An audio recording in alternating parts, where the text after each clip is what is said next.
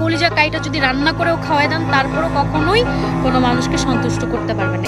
মানুষ এমনও আছে কলিজা ভুলা কইরাও দিলে কইব লবণ কম। ও মানুষ এমনও আছে কলিজা ভুলা কইরা দিলে কইব লবণ কম হইছে। রিধিকা রিধি, এক সম্ভাবনাময়ী তারকার অকাল প্রস্থান।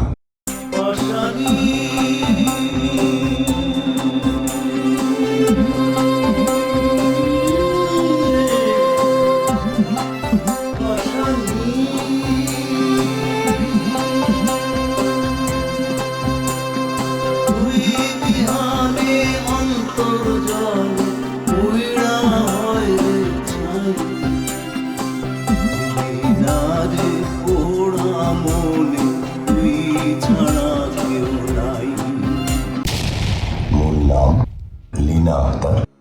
জীবন, ক্যারিয়ার এবং সাম্প্রতিক দুঃখজনক অবসানকে কেন্দ্র করে একটি তথ্যচিত্র ডকুমেন্টারি নিয়ে হাজির হয়েছি বন্ধুরা।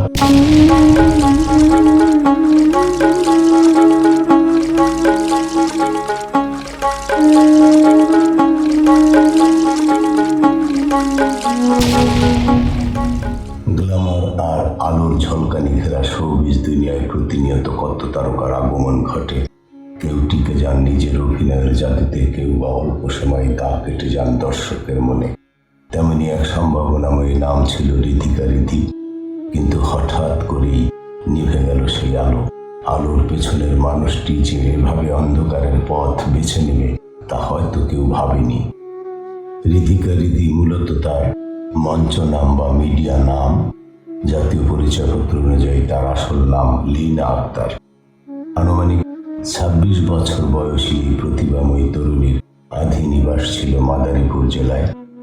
নিজের পায়ে দাঁড়ানো এবং মিডিয়াতে ক্যারিয়ার করার স্বপ্ন নিয়ে তিনি ঢাকায় চলে আসেন এবং রাজধানীর বসুন্ধরা আবাসিক এলাকায় একা একটি ফ্ল্যাট ভাড়া নিয়ে বসবাস শুরু করেন।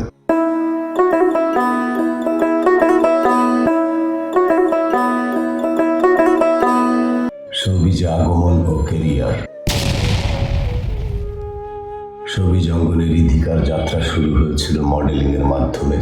চমৎকার লুক আর উপস্থাপনার কারণে দ্রুতই তিনি ছোট পর্দার নির্মাতাদের নজর কাড়েন। মডেলিং এর গণ্ডি পেরিয়ে ওটিটি ও ছোট পর্দায় অভিনয় শুরু করেন তিনি। বেশ কিছু নাটকেও কাজ করেন তিনি। দর্শকের কাছে পরিচিতি পেয়েছিলেন ব্যাপকভাবে, যার মধ্যে উল্লেখযোগ্য ছিল এখানে মানুষ বিক্রি হয়, বহুরূপী, ডাবল হানিমুন, সুন্দরী। সাবলীল অভিনয়ের মাধ্যমে ছোট পর্দায় নিজের একটি শক্ত অবস্থান তৈরি করার চেষ্টায় ছিলেন এই তরুণী। সেই কালো রাত এবং ট্র্যাজেডি। সময়টা ১৯২৬ সালের ১৫ই আগস্ট, শনিবার ভোর। ঢাকার ভাটারা থানার অন্তর্গত বসুন্ধরা আবাসিক এলাকা ১১ নম্বর রোডের জি ব্লকের সেই ফ্ল্যাট থেকে উদ্ধার করা হয় রিধিকার নিথর দেহ। পুলিশ জানায় ভোর আনুমানিক ৫:৩০ থেকে ৬টার মধ্যে সিলিং ফ্যানের সাথে ওড়না পেঁচানো অবস্থায় তার ঝুলন্ত দেহ উদ্ধার করা হয়। তাকে দ্রুত কর্মীটোলা জেনারেল হাসপাতালে নেওয়া হলে চিকিৎসকেরা তাকে মৃত ঘোষণা করেন। তদন্ত ও নেপথ্যের কারণ। কিন্তু কেন এই চরম সিদ্ধান্ত? পুলিশি তদন্ত এবং পারিবারিক সূত্রে উঠে আসে এক চাঞ্চল্যকর তথ্য। রিধিকা হাসিবুর রহমান নামের এক যুবকের সাথে প্রেমের সম্পর্কে জড়াতে গিয়ে মানসিকভাবে বিপর্যস্ত ছিলেন। ঘটনার দিন ভোরে প্রেমিক হাসিবুরের সাথে ভিডিও কলে কথা বলার সময় তাদের মাঝে তীব্র কথা কাটাকাটি ও ঝগড়া হয়। এক পর্যায়ে ভিডিও কল চালু থাকা অবস্থাতেই রিধিকা গলায় কাপড় পেঁচিয়ে আত্মহননের পথ বেছে নেন। পরবর্তীতে হাসিবুর নিজেই কয়েকজনকে নিয়ে তার ফ্ল্যাটে গিয়ে দরজা ভেঙে তাকে হাসপাতালে নিয়ে যান। ঘটনার পর রিধিকার মা বাদী হয়ে ভাটারা থানায় একটি আত্মহত্যার প্ররোচনার মামলা দায়ের করেন এবং পুলিশ প্রেমিক হাসিবুর রহমানকে গ্রেপ্তার করে আদালতে পাঠায়। পরিবারের দেয়া তথ্য অনুযায়ী একজনের সঙ্গে রিধিকার প্রেমের সম্পর্ক ছিল। ভাটারা থানার উপপরিদর্শক এসআই ওয়াদুদ জানান, রিধির পরিবারের কাছ থেকে পাওয়া তার জাতীয় পরিচয়পত্রের নাম লীনা আক্তার। ঘটনাটি খতিয়ে দেখছে আইন নিয়ন্ত্রণকারী সংস্থা। রিধির পরিবারের সদস্যদের কাছ থেকে তথ্য নেওয়া হচ্ছে, একই সঙ্গে তার সঙ্গে ওই ব্যক্তির সম্পর্ক ও ইতিমধ্যে কি কি ঘটনা ঘটেছিল সেটিও তদন্তের আওতায় রয়েছে।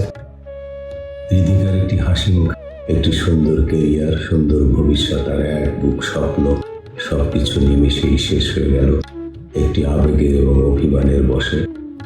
লীনা আক্তার ওরফে রিধিকা রিধির এই অকাল প্রস্থান আমাদের আবারও ভাবিয়ে তোলে মানসিক অবস্থার গুরুত্ব নিয়ে।